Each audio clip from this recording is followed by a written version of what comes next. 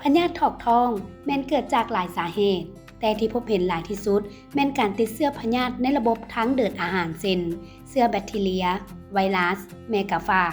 การปนเปื้อนของน้ำดื่มและอาหารเป็นสาเหตุหลักการรับประทานอาหารที่บ่สะอาดการบ่ล้างมือก่อนกินอาหารและการดื่มน้ำที่บ่สะอาดล้วนแต่เป็นปัจจัยเสี่ยงที่สำคัญการถอกท้องเขาต้องปัวต้นเหตุถ้าว่าถอกท้องจากเชื้อไวรัสเชื้อแบคทีเรียอาหารเป็นพิษซื่อๆถ้ามันเบาๆเขาก็ปัวตามอาการก็คือทดแทนให้เกลือให้กินน้ำหลายๆแล้วก็อาจจะอยู่บ้านเขานี่คนทั่วไปกับบางคนก็ไปซื้อแบคบอลลินไม่กินอันนี้ได้บ่จำเป็นว่าต้องกินยายุดถอกท้องยุดทายคันไปกินยาแล้วเฮ็ดให้คนเจ็บมีอาการค่ายท้องเบ่งค่ายอาการของลำไส้ตันฉะนั้นเป็นข้อห้ามที่ว่าไปซื้อยายุดทายไม่กินหลักๆสุดเนี่ยมันปัญหาป้องกันพยาธิถอกท้องเนาะนัมเบอร์1ก็คืออย่างต้องปฏิบัติหลักการอนามัยสะอาดเนาะให้ได้ดีคือล้างมือก่อนและหลังกินอาหารทุกครั้งกินอาหารสุกเนาะแล้วก็บ่กินอาหารบูดเน่าหมักไหม้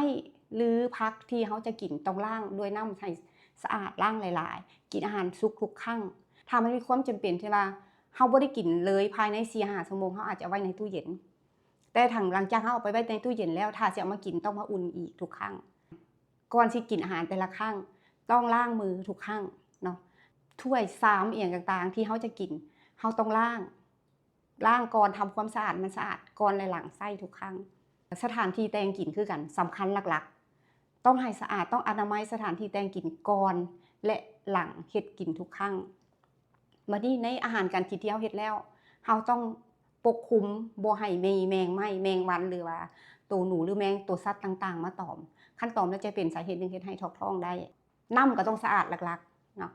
ปรุงแต่งอาหารสิสะอาดปานใดก็อย่าคันน้ำบ่สะอาดก็บ่ได้ขอเน้นย้ำอีกตื่มว่าหากเริ่มมีอาการถอกท้องสิ่งสำคัญแม่นต้องดื่มน้ำหลายๆสามารถใช้น้ำเกลือแร่เพื่อทดแทนการสูญเสียน้ำบ่ควรซื้อยายุดทายมากินเองควรปรึกษาแพทย์หมอหากทายแล้วเกิน24ชั่วโมงมีอาการที่อ่อนเพลียหลายหรือทายเป็นเลือด